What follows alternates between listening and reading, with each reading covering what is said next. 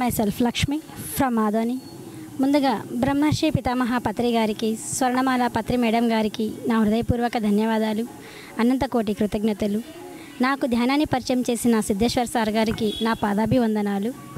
నేను ఈరోజు water technique గురించి చెప్పదలుచుకున్నాను. అంటే మీరు రాత్రిపూట పనుకుంటారు కదా, పనుకునే ముందర ఒక గ్లాస్ వాటరు, అది గాజు గ్లాస్ అయినా పర్లేదు, మామూలు స్టీల్ గ్లాస్ అయినా పర్లేదు, ఆ గ్లాస్ వాటర్తో మీరు పడుకునే ముందు గ్లాస్ వాటర్తో ఒక మాట చెప్పుకోండి. అందరికీ ఆరోగ్యమే కదా మెయిన్.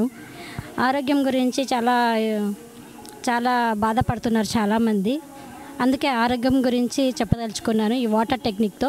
పడుకునే ముందర మీరు ఆ వాటర్లో చూస్తూ వాటర్తో మాట్లాడండి, నేను సంపూర్ణ ఆరోగ్యంతో ఉన్నందుకు థ్యాంక్ యూ యూనివర్స్. అంతే, సింపుల్.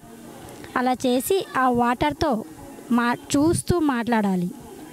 అలా ఆ వాటర్ని చాలా నిదానంగా ఆ నీటిని ఆస్వాదిస్తూ, ఆ నీటిలో ఉన్న రుచిదనం కమ్మదనాన్ని ఆస్వాదిస్తూ మెల్లిమెల్లిగా ఆ నీటిని త్రాగండి. ఆ తర్వాత మళ్ళీ ఉదయం లేచినెంబడే అప్పుడు కూడా అంతే, ఉదయం లేచినెంబడి కూడా అప్పుడు కూడా మీరు ఆ నీటిని తాగుతూ నేను సంపూర్ణంగా ఆరోగ్యంతో ఉన్నందుకు థ్యాంక్ యూ యూనివర్స్ అని ఆ నీటిని ఆస్వాదిస్తూ తాగాలి. ఆ తర్వాత లేచిన తర్వాత మీరు ఫ్రెష్ అప్ అయ్యి తర్వాత ధ్యానం కూర్చోవచ్చు. ధ్యానం అంటే ఏమీ లేదు, మీరు 2 కాళ్ళు క్రాస్ చేసుకొని వేళ్ళలో వేలు పెట్టుకొని కళ్ళు 2 మూసుకొని శ్వాసను మాత్రమే గమనించడం. సింపుల్, చాలా సులభం. ధ్యానం అంటే ధ్యానం అంటే ఏంటి?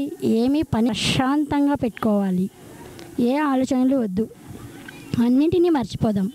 మన ఇంటిని, మన భర్తను, మన పిల్లల్ని, మన బంధువులు, మన ఫ్రెండ్స్ని అందరినీ మర్చిపోదాం. మనతో మనం ఏకమవుదాం. ధ్యానంలో మనతో మనం ఏకమవుదాము. మన శ్వాసతో మనం ఏకమవుదాము. మన శ్వాసే మన గురువు. మన గురువు చెప్పింది చేయాలంటారు కదా. మనం శ్వాసను గమనించడమే ధ్యానం అంటే. అంతే, చాలా సింపుల్. మనం డైలీ లైఫ్లో ఎలాగైతే మనం బ్రష్ చేస్తాము, టిఫిన్, భోజనము, టీ, కాఫీ, ఎలాగైతే ఇలా డైలీ నీడ్స్లో ఇది ఒక భాగం ఎలాగైతే చేసుకుంటామో సేమ్ అదే వేలోనే ధ్యానం కూడా మన లైఫ్లో ఒక భాగమే అని అనుకొని స్టార్ట్ చేయండి. ప్రతిరోజు ఎవరి వయస్సు ఎంత ఉందో అన్ని నిమిషాలు ప్రతిరోజు 2 సార్లు మనం అభ్యాసం చేద్దాము. దీనికి టైం అంటూ ఏమీ ఉండదు, ముట్టు ఏమీ ఉండదు, టైం అంటూ ఏమీ అవసరం లేదు. మనం ఎప్పుడు ఖాళీగా ఉంటామో, మనం ఎప్పుడు ప్రశాంతంగా ఉంటామో అప్పుడు మనం ధ్యానం చేసుకోవచ్చు.